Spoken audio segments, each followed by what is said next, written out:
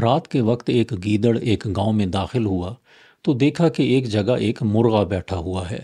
کہنے لگا، میاں مرغے، میں عرصے سے اس گاؤں میں آتا جاتا ہوں۔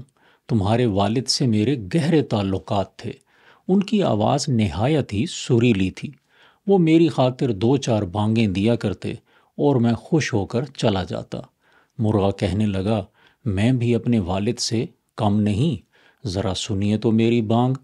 یہ کہہ کر گردن اٹھائی اور آنکھیں بند کر کے بانگ دینے ہی کو تھا کہ گیدڑ جھپٹا اور مرغے کو منہ میں لے کر بھاگ نکلا۔ جب اگلی بستی میں سے گزرا تو وہاں کے چند کتوں نے اسے دیکھ لیا اور اس کے پیچھے بھاگے۔ مرغا کہنے لگا، ان کتوں کو بلند آواز سے کہو کہ میں نے یہ مرغا تمہارے گاؤں سے نہیں پکڑا، ورنہ وہ تجھے چیر پھاڑ ڈالیں گے۔ گیدڑ کو مشورہ اچھا لگا، لیکن جوں ہی اس نے منہ کھولا، مرغا اڑ کر ایک درخت پر جا بیٹھا۔ گیدڑ کو بہت افسوس ہوا اور کہنے لگا، لعنت اس منہ پر جو بے موقع کھل جائے۔ مرغے نے کہا، لعنت اس آنکھ پر جو بے موقع بند ہو جائے۔ عقل مند وہ ہیں جو اہم موقعوں پر اپنی آنکھیں کھلی اور اپنے منہ بند رکھتے ہیں۔